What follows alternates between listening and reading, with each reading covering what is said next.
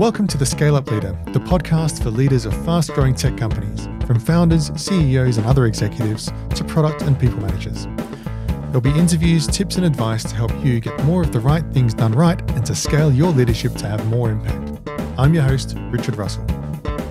Okay, this week we have a slightly different approach. I'm being interviewed by Alan Boyle, who is a Dublin-based consultant from Saltwater Consulting. And in his consultancy, he helps technology companies to scale well. So he does a very similar set of work to me. Obviously, we have different experiences and expertise, but both of us have actually spent some time at Amazon. And so he interviewed me on the topic of OKRs. Amazon does use OKRs in some parts, but mostly does not. And so he was interested in interviewing me on the topic of OKRs and how companies can scale with OKRs.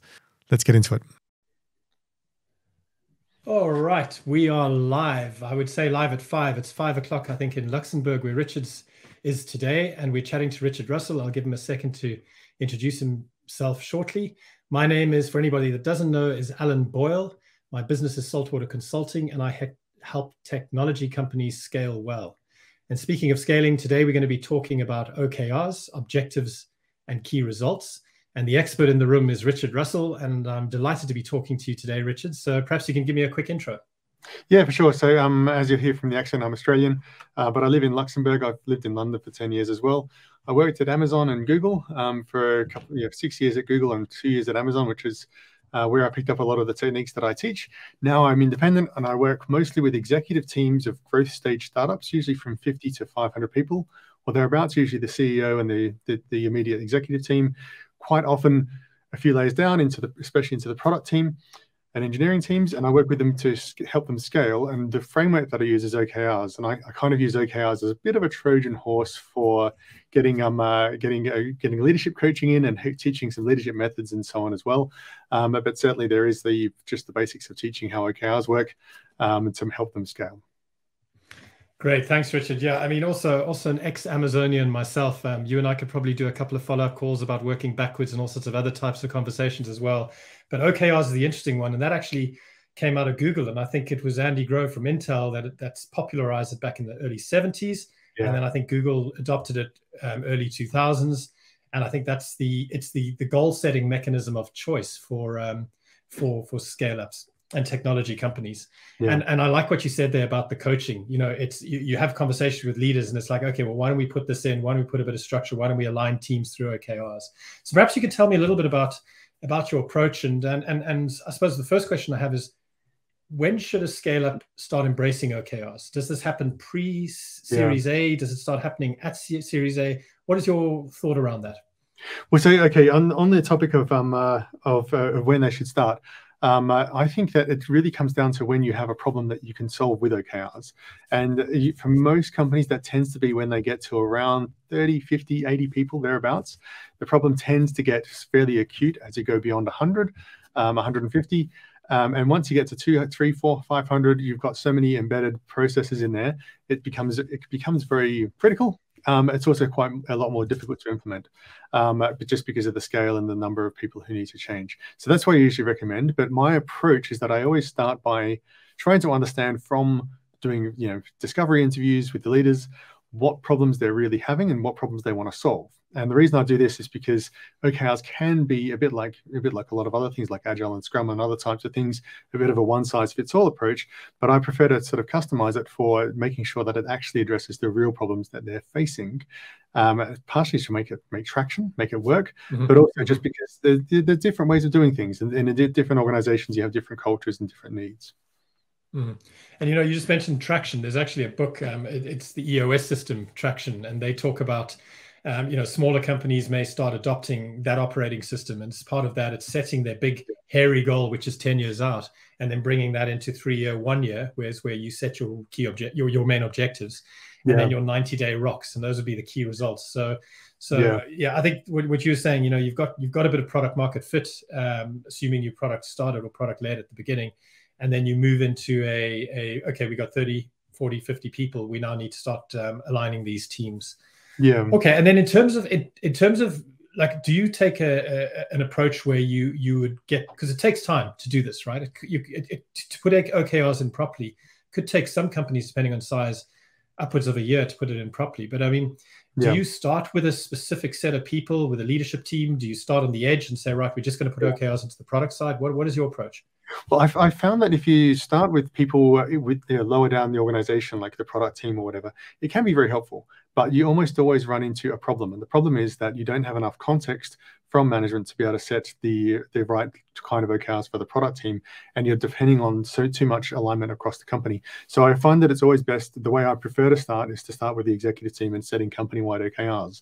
By doing so, you have an impact across the whole company and you tend to solve problems across the company.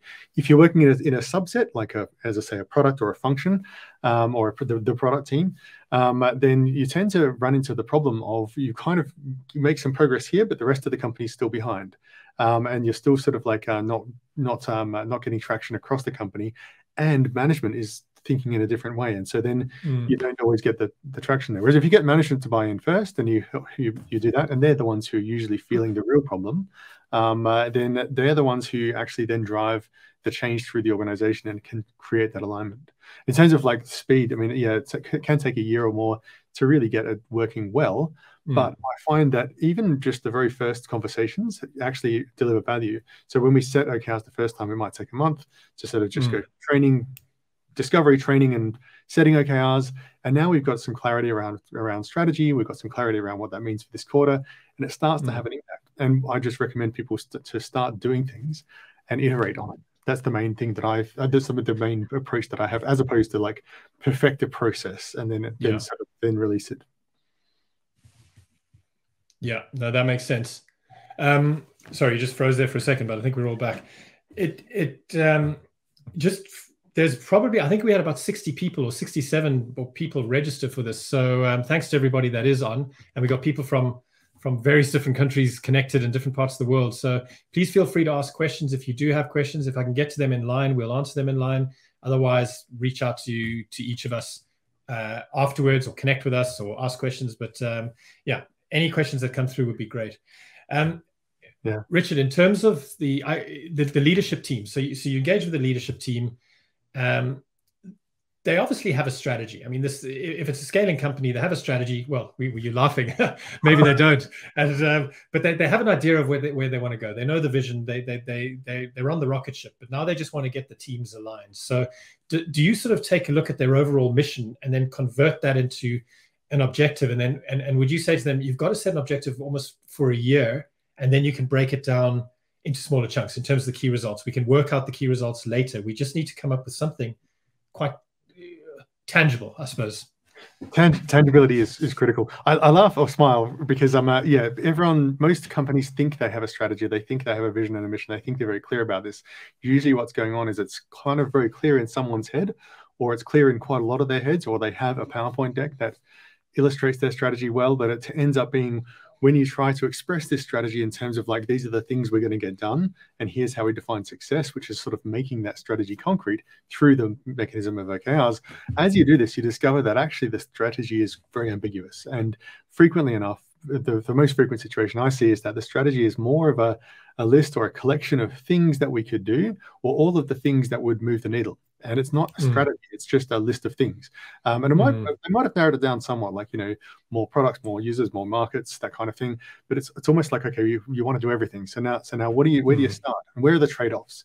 And so what I do recommend, like I usually recommend to people just focus on the current quarter, because if you go too far ahead, you end up sort of tying yourself in knots a bit. It does vary on the company. Some companies really prefer to have a year and have a clear idea of at least what their objective is. But frequently enough, we just go with, okay, let's just go for a quarter.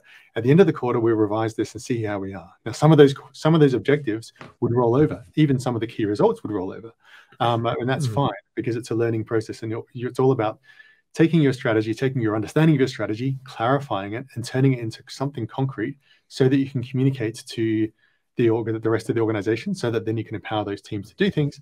And as you're doing this, you sort of learn about which things work, which things don't work, where's the ambiguity, where are the problems, and how do I go forward and improve this next? And that's that iteration that's really critical.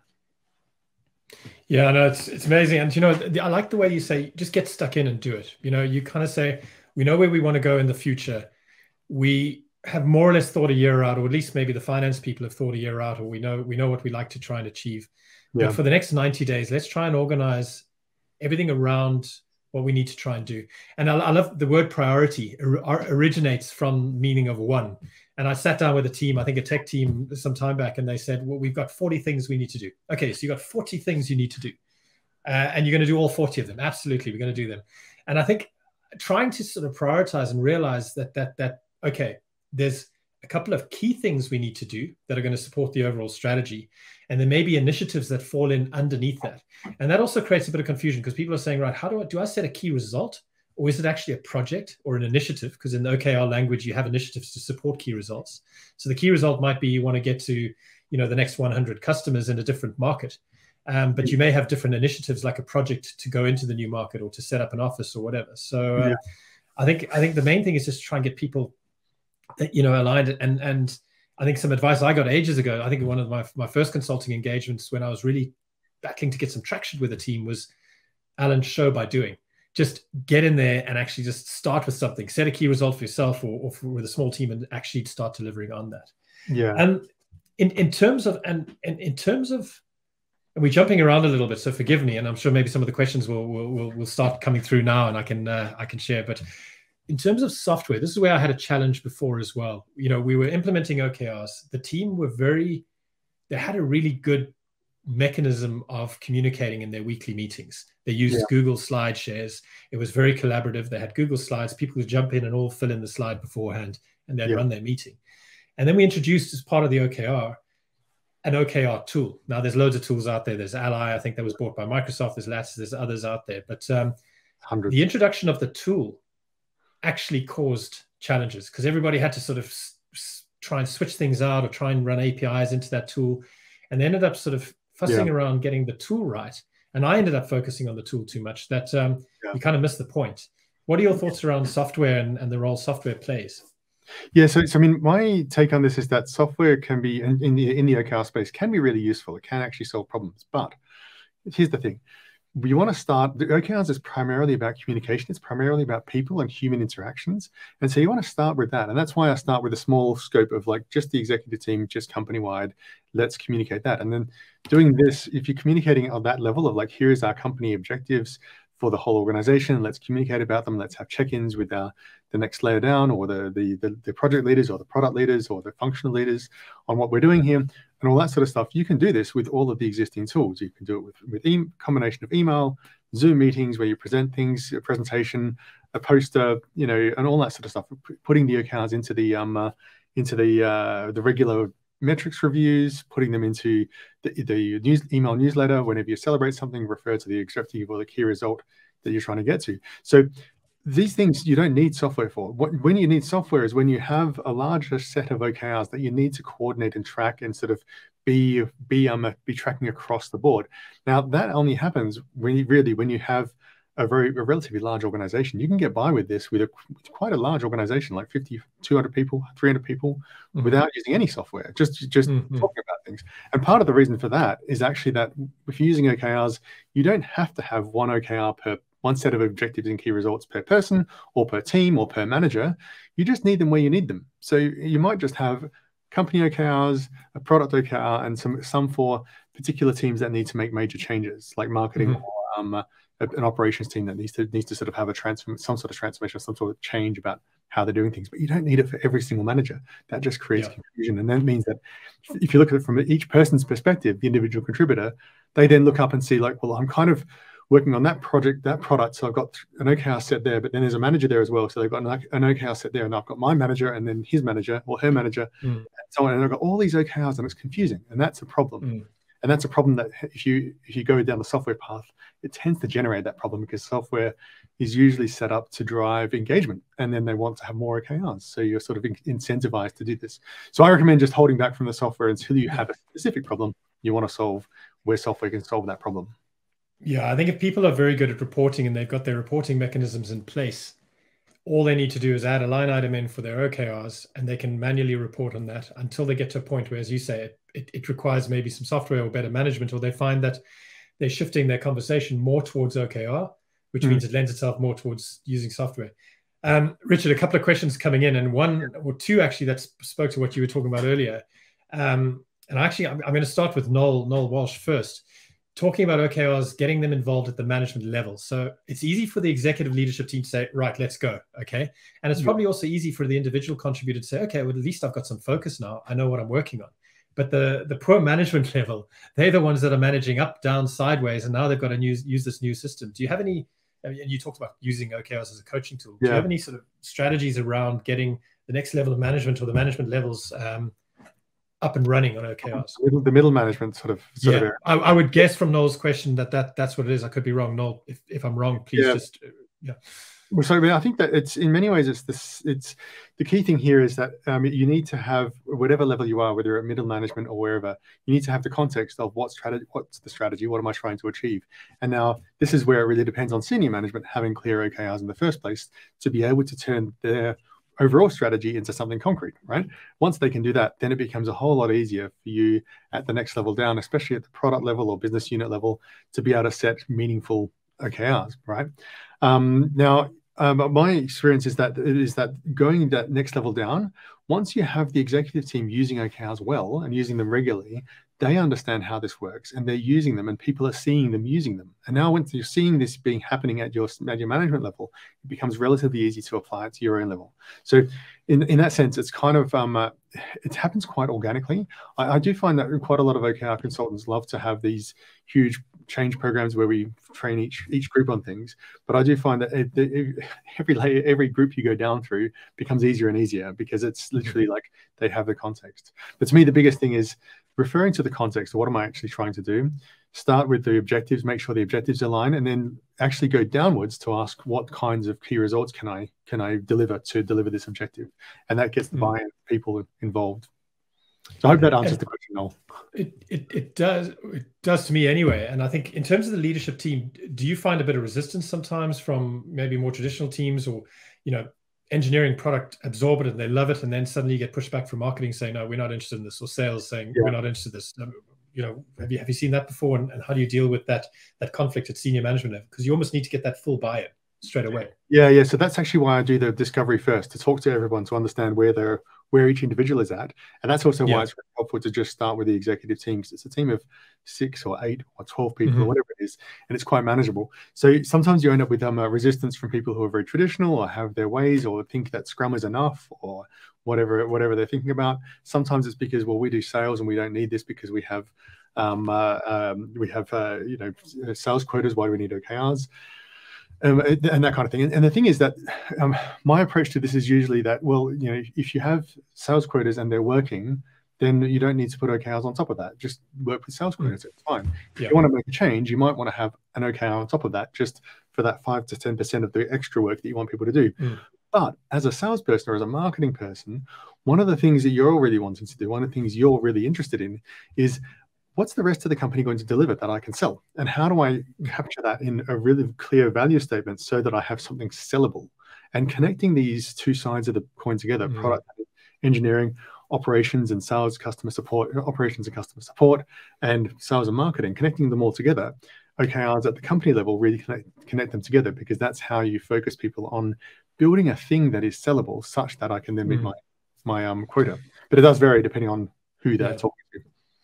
And that's interesting how you can keep sales and say, look, you've still got quotas, you've still got to sell, you still have various target audiences. Marketing can come and say, we're building a new, we're creating a bit of demand for a new product in the fintech space in Germany, for example. Yeah. And you can then take that and set some key results around sales, saying, look, you've still got your targets. Don't worry too much about the big objectives, but we want to build some key results specifically around how you're qualifying leads and how you're qualifying people through your pipeline.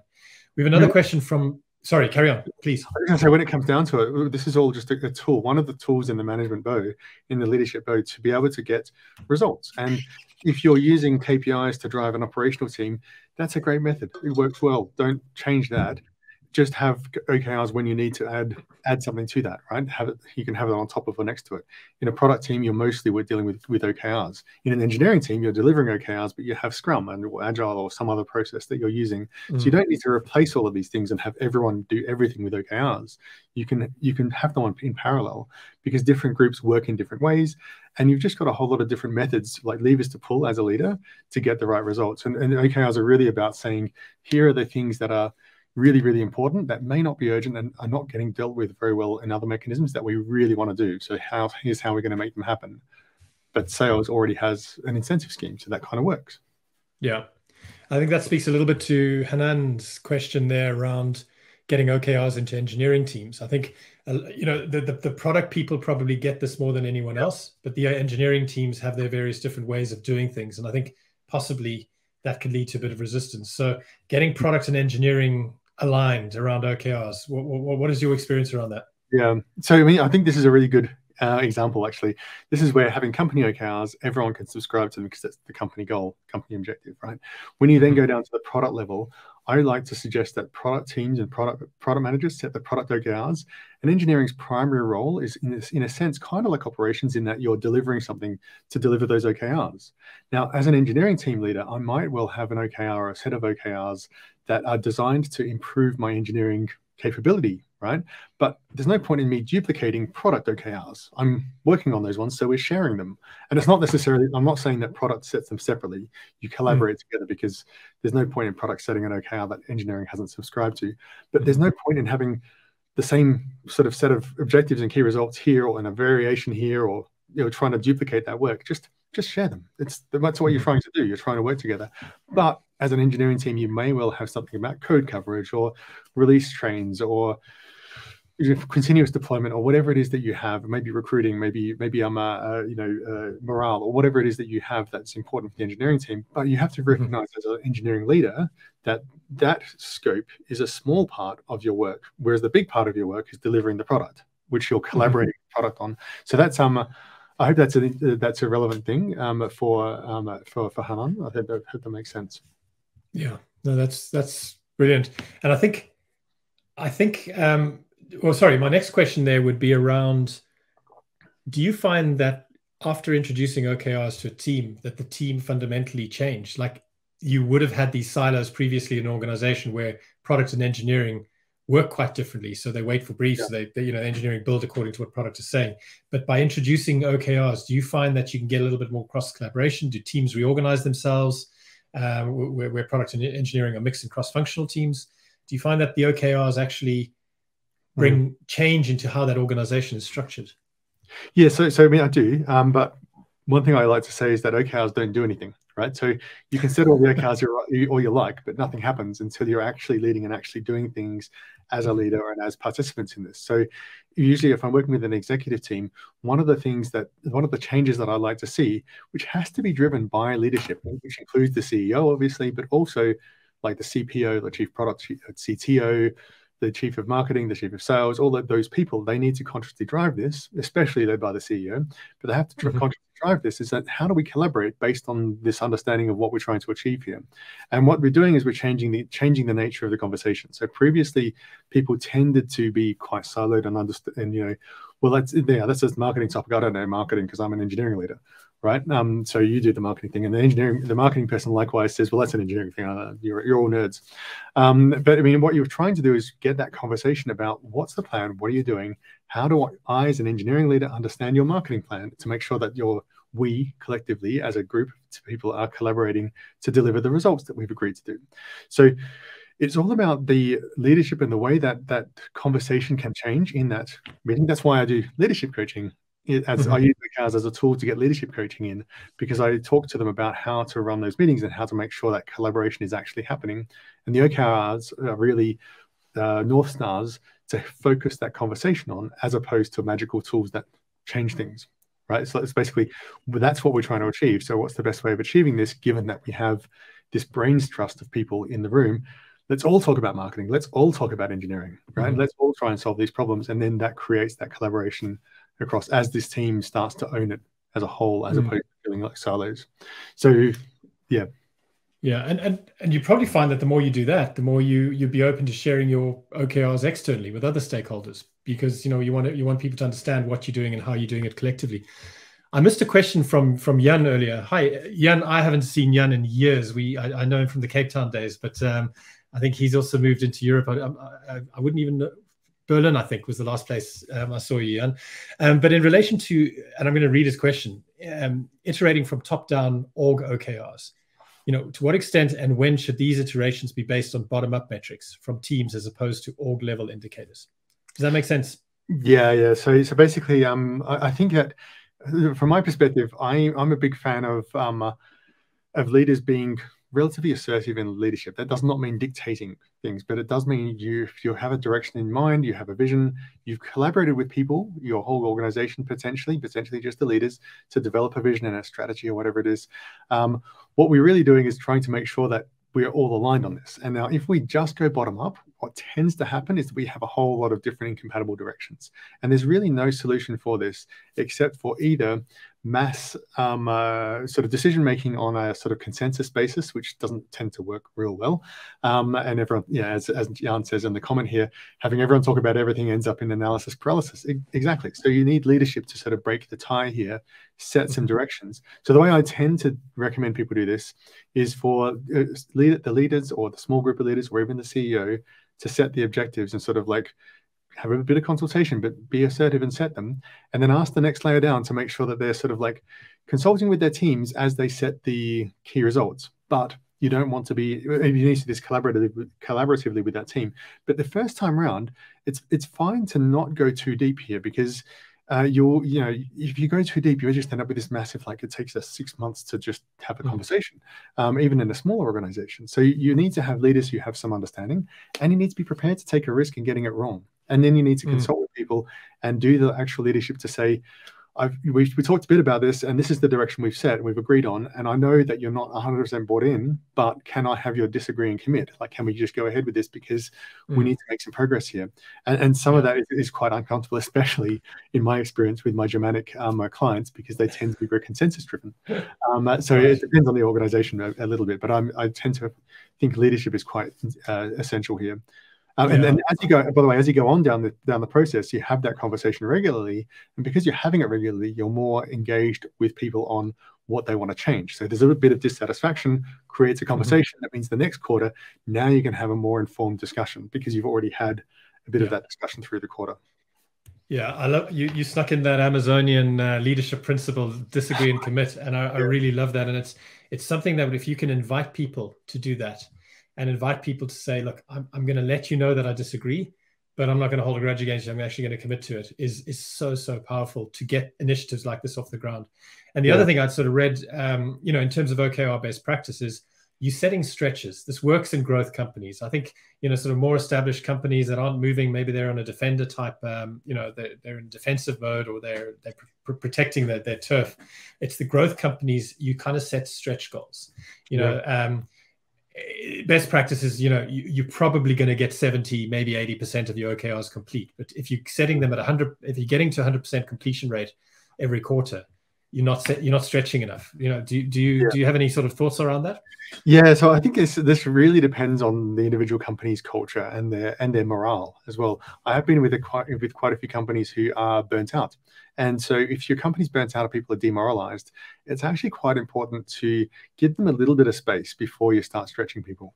But the other thing that's really critical here is actually how do you use OKRs in relation to performance management. And so if people are ever in the situation where they think, if I commit to any form of OKR and then we miss it, and then that comes down in my performance review because we missed the OKR, then what I will do is argue as hard as I can to pull that OKR back to something, with sandbag it to something achievable. The same thing happens in sales. Anyone who's in sales leadership, we're very, very familiar with sandbagging.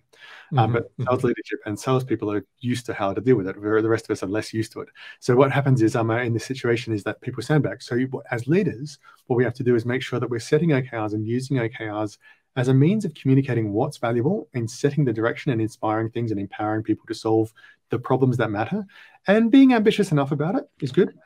But when we're doing our assessment of people, or assessment of performance, we need to sort of separate a bit from that and say, okay, that's the measuring stick, but never mind where you predicted we'd end up. Never mind what we predicted, because we're not measuring your prediction. We're now looking at, given the context, given your capabilities, given the circumstances, and all the problems that we encountered, and the fact that I, as a leader, have been involved in this process, how can I assess your work? And then I'm assessing the work given the real context. And sometimes it might be much better to have someone who set a massively ambitious objective and key result, or a team or a company that sets a massively ambitious one, misses it, but that's because there was a pandemic or because they underestimated it, but they've still done very well. And it might be much better to do that than to go way past a very unambitious goal, right? So you need to separate these things out. That's a good point and a good call out to separate sort of performance management from the actual OKR and what the team are trying to achieve. And then I think, to Sharon's point, I think she's put a few comments in there. Thanks, Sharon. Less is more. And I say this all the time, they say 3 to 5, start with 3, so you've got your objective and you've got 3 key results. Keep it simple, get 2 or 3 teams aligned around one objective, see how they work on that. And then you can expand it and bring it down to individual level. Well, time's flown, 29 minutes past the hour. And, we could go on and probably ask a few more questions. I'm sure there's going to be a few more in. Once again, thanks for everybody joining the call. If you've got questions for Richard or myself, reach out, connect with us. If you're not connected, connect, follow, whatever you want to do. We're here to help companies scale well. And Richard, I really appreciate the time. We're probably going to have to do a part 2 on working backwards and a few other things from our big tech experience. But I really appreciate the time, and thanks for joining this afternoon. Thanks to everybody else on the call today. Thanks for the opportunity, and thanks for joining us and listening. Thanks very much. Bye-bye. All right. Cheers. Thanks for listening. Hope to see you again soon. If you're on LinkedIn, please connect with me. Just search for my name. I post every morning about scale-up leadership. If you'd like to read more in-depth articles, subscribe to my twice-monthly email on richardrussell.co/subscribe. There's 2 S's and 2 L's in Russell, RUSSELL, richardrussell.co/subscribe. Have a wonderful day and scale well.